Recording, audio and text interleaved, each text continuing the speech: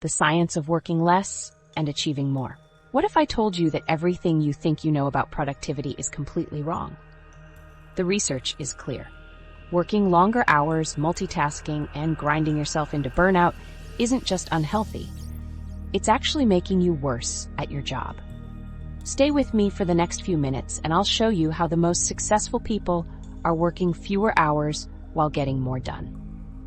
Like the CEO who transformed her company by cutting workdays to just 6 hours, or the programmer who tripled his output by changing when he works. These aren't lazy shortcuts. They're science-backed strategies that will transform how you think about work. The burnout epidemic. Have you ever worked so hard you actually got worse at your job? Like you're pushing through those late nights, chugging coffee, powering through weekend work sessions, only to find yourself making stupid mistakes, forgetting important details, and feeling like your brain is wrapped in fog? Yeah, you're not alone. I've been there too, and it turns out there's actual science behind why this happens. What we're talking about is burnout, and it's basically become an epidemic. Seriously, burnout has gotten so bad that in 2019, the World Health Organization officially recognized it as an occupational phenomenon in their International Classification of Diseases. That's pretty major. They defined it as a syndrome resulting from chronic workplace stress that hasn't been successfully managed. And according to a recent Gallup study, 76% of employees experience burnout at least sometimes, with 28% saying they're burned out very often or always. Think about that. In your average office, 3 out of 4 people around you are experiencing some level of burnout, and nearly a third are basically living in burnout all the time. This indicates a systemic problem affecting workplaces everywhere. So what does burnout actually look like in real life? It goes beyond feeling tired or having a bad day. It's when your brain literally stops functioning the way it should. You read the same email 4 times and still can't process what it's saying. You stare at your screen, knowing you need to start a project, but your brain refuses to engage. Someone asks you a simple question in a meeting, and your mind goes completely blank.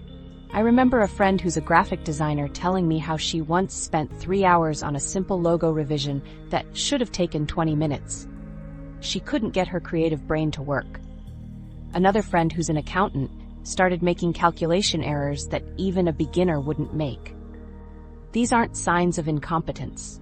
They're symptoms of a brain in burnout. Burnout affects more than just your emotional state. It actually damages your cognitive function. Research from the Karolinska Institute found that chronic stress associated with burnout causes measurable changes in the brain's structure, particularly in areas responsible for memory, attention, and executive function. Your prefrontal cortex, the part of your brain that handles complex thinking, decision-making, and emotional regulation, literally starts shutting down. I learned this the hard way. A couple years ago, I was working on launching a new channel while holding down my day job. I was sleeping maybe 5 hours a night, working through weekends, and living on energy drinks and takeout. I thought I was being productive and dedicated. Then one day, I found myself sitting in my car in the parking lot crying because I couldn't remember if I was supposed to be arriving at work or leaving to go home. My brain had stopped processing basic information. I started making ridiculous mistakes, the kind that made me question if I even knew how to do my job anymore. This personal wake-up call led me to research what was happening, and what I discovered is that burnout is an actual physiological response. When you're chronically stressed, your body produces excessive cortisol, your primary stress hormone. In short bursts, cortisol is helpful. It gives you that boost of energy and focus when you need it. But when cortisol stays elevated for too long, it starts damaging your body and brain. A study from the University of California found that chronic stress shrinks the hippocampus, which is essential for memory formation. It also enlarges your amygdala, making you more reactive to stress and threats. At the same time, the neural connections in your prefrontal cortex start to weaken, making it harder to concentrate, solve problems, and regulate your emotions. This explains why you can't think straight when you're burned out. Your brain is literally being remodeled by stress, and not in a good way. Research from Stanford University found that when you work more than 50 hours per week, your productivity starts dropping dramatically. And beyond 55 hours, you're basically just spinning your wheels. You might be physically present for 70 hours a week, but your actual output would probably be higher if you just worked 40 hours and then went home. Our culture glorifies the grind and celebrates people who are always on. However, this approach actually makes us worse at our jobs, not better. It's like trying to drive a car that's running on fumes. You might keep moving forward for a while, but eventually you're going to break down completely. But here's the good news. There's a better way to work, and it's backed by science. There are evidence-based approaches that can help you achieve more while working less. And I'm not talking about productivity hacks or time management tricks. I'm talking about fundamental changes in how we approach work. Is working more hours actually making you less productive? The research is clear on this. Studies show that after 40 hours of work in a week, productivity actually drops by 50% for each additional hour.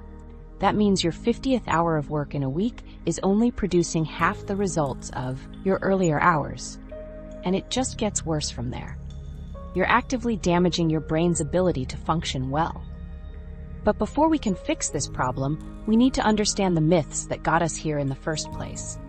There are some deeply ingrained beliefs about productivity and success that are actually hurting us, and they're not based in reality.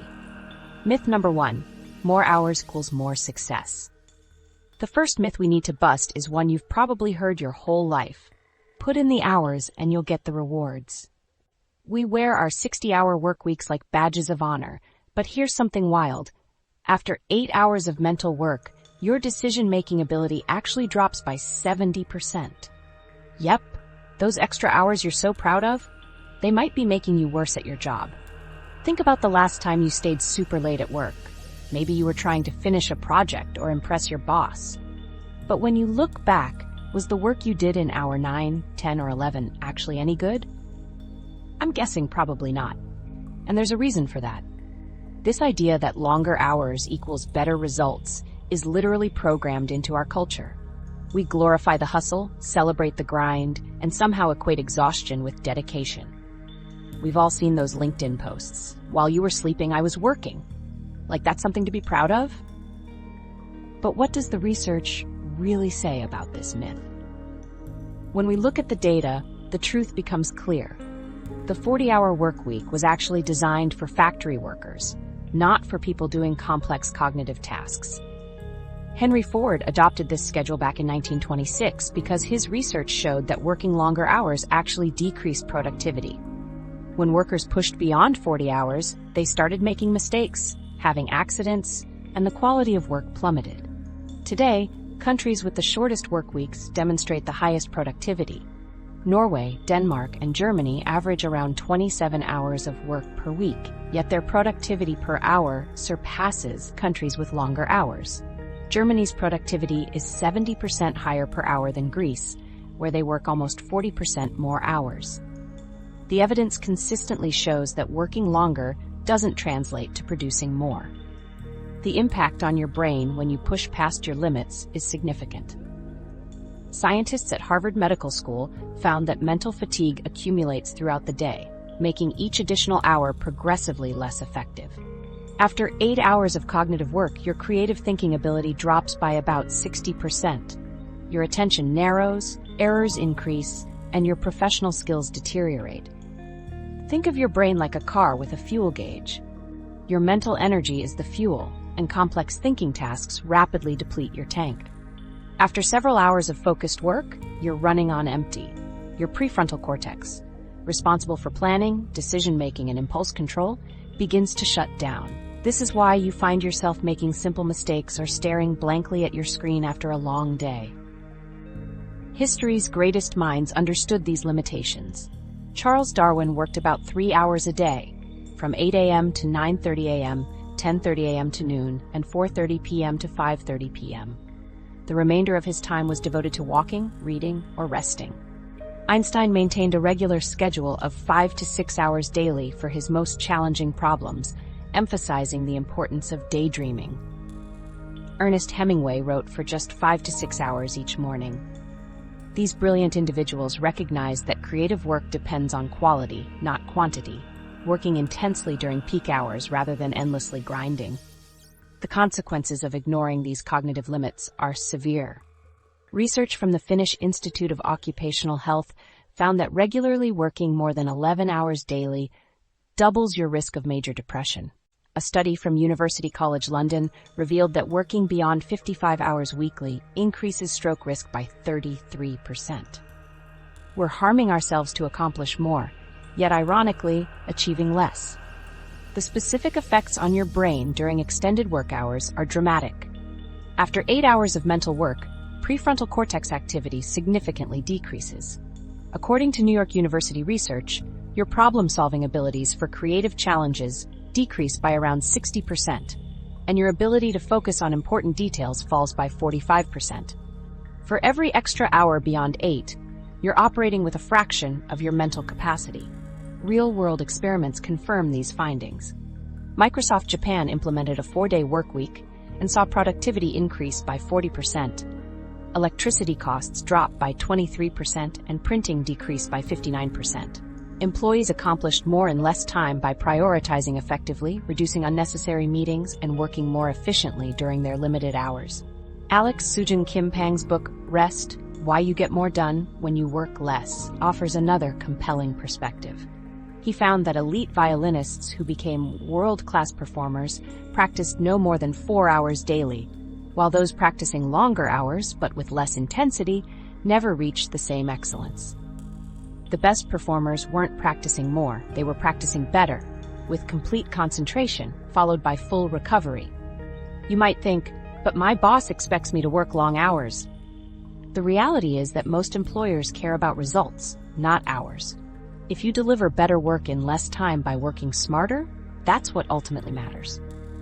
If your workplace truly values hours over output, consider whether that environment supports your success or leads to burnout.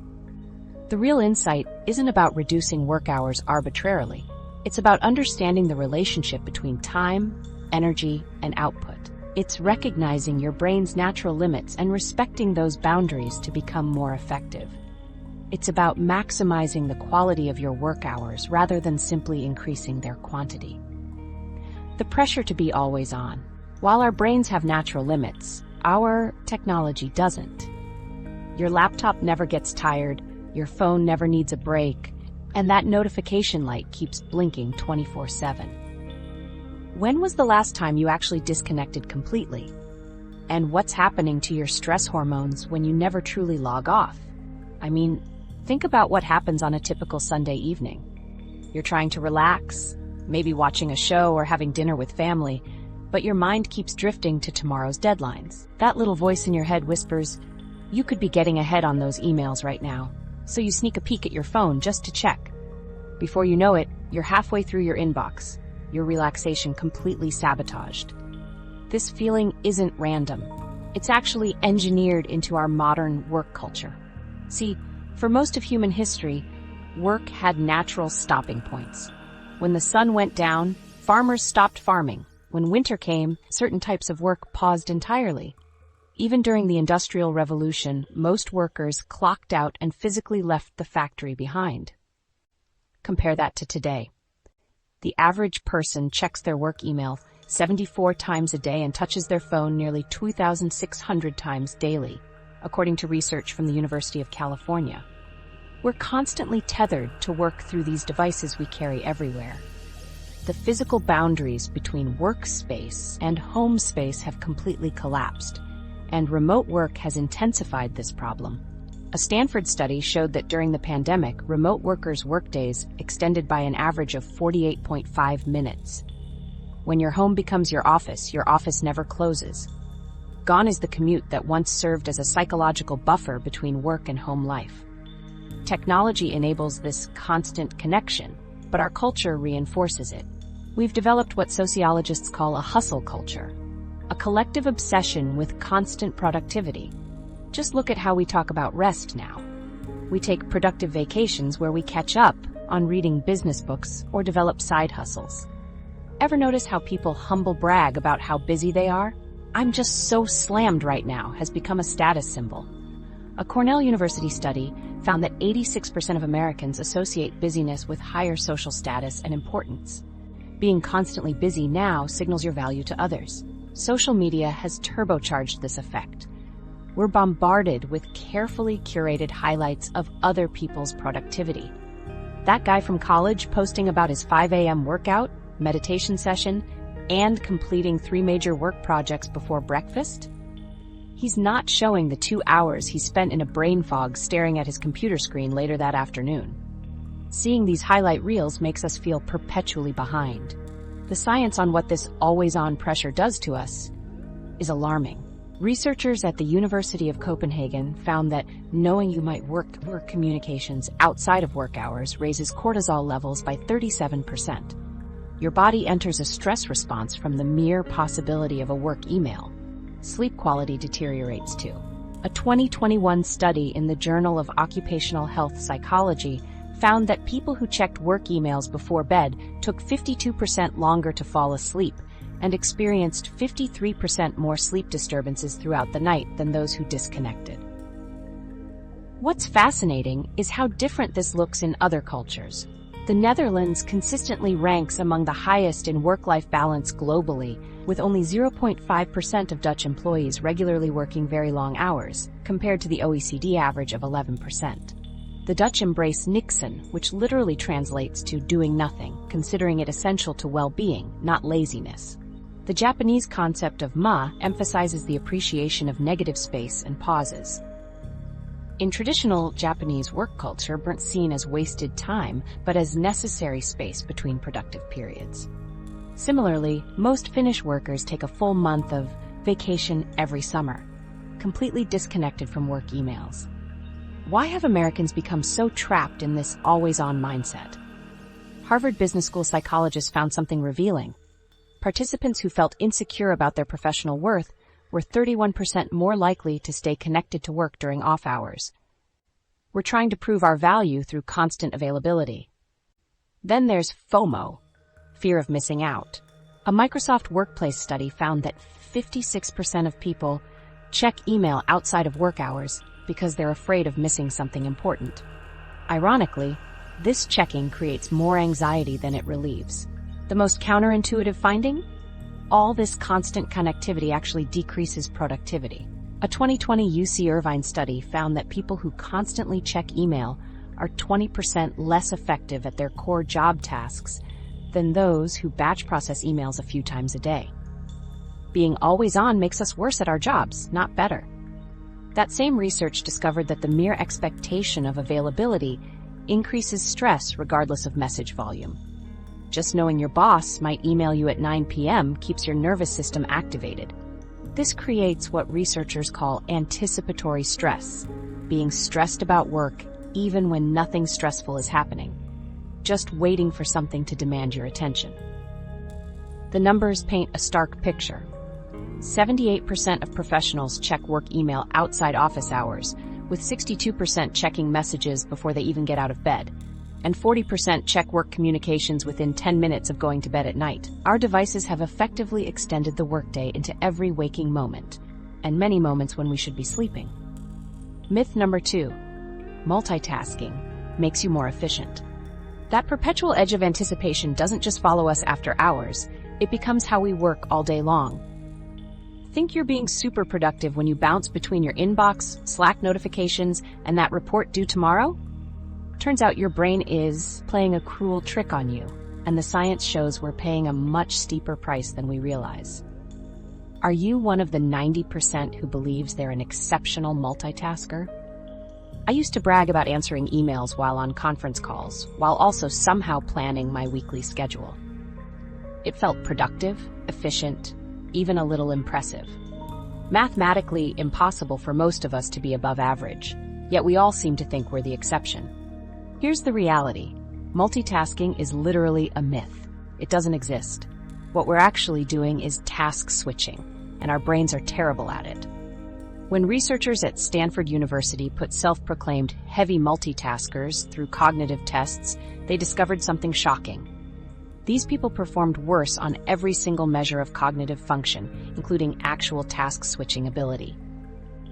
In your brain, the process resembles a split-second juggling act. When attempting multiple cognitive tasks simultaneously, your prefrontal cortex, the brain's command center, divides its limited resources. Brain imaging studies from MIT reveal this clearly. Neural networks compete for resources, creating what researchers call response selection bottlenecks.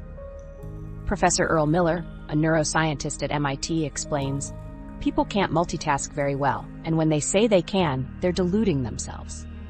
Your brain rapidly switches between tasks, and that switching exacts a hefty toll. This toll, called switching cost, exceeds what most imagine. A University of California study found that after each task switch, your brain needs an average of 23 minutes and 15 seconds to fully regain focus. Think about that. Check your phone during a project for 30 seconds, and you've potentially lost almost half an hour of productivity. The cognitive impact runs deeper. University of London researchers found that task switching can temporarily lower your effective IQ by 15 points, equivalent to missing an entire night's sleep or smoking marijuana. That report you're writing while monitoring email? It's simply not your best work. The quality deterioration is substantial. A Journal of Experimental Psychology study found that task switching increased error rates by 50%. Another study showed medical professionals who interrupted tasks were likely to make twice as many mistakes. When surgeons are actively discouraged from task switching in operating rooms, it signals a serious issue.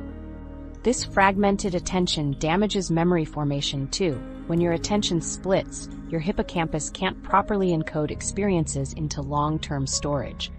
UCLA researchers discovered that people regularly processing multiple information streams had significantly worse recall compared to single taskers. Most technology is deliberately designed to fragment our attention. Former Google design ethicist Tristan Harris has exposed how apps and websites are engineered to capture your focus. Notifications trigger dopamine releases in your brain, the same neurotransmitter involved in addiction, making you crave the next interruption. Research from D-Scout reveals the average smartphone user touches their device 2,617 times daily. Internal documents from Facebook confirmed they specifically designed notification systems to maximize time on device, prioritizing engagement over your productivity or well-being. We've created a paradox where multitasking is praised on resumes while science shows it makes us worse at everything we do. The cost extends beyond productivity to physical health. UC Irvine researchers found workers who task switch throughout the day have significantly higher heart rates and cortisol levels compared to single taskers. That constant switching keeps your stress response activated all day. Even those confident in their juggling abilities are fooling themselves. A Harvard study monitored brain activity during various cognitive tasks and found participants who rated themselves as excellent multitaskers showed the most dramatic performance drops when attempting multiple tasks. The more confident they were, the worse they performed. The illusion affects our perception of others too. Study participants who watched someone typing while on a phone call rated that person as 30% more productive, despite objective measures showing slower completion times and more errors than single taskers. This presents a significant opportunity. If the average worker loses 2 to 3 hours daily to task switching, imagine what you could accomplish by reclaiming that time. Cal Newport, author of Deep Work, suggests focused concentration is becoming increasingly rare and valuable, creating a competitive advantage for those who master it. The solution isn't working longer hours, it's protecting your attention. One study found people who batch processed emails just 3 times daily experience significantly lower stress and higher productivity. A University of Illinois study showed blocking social media during focus periods resulted in a 37% increase in project completion rates.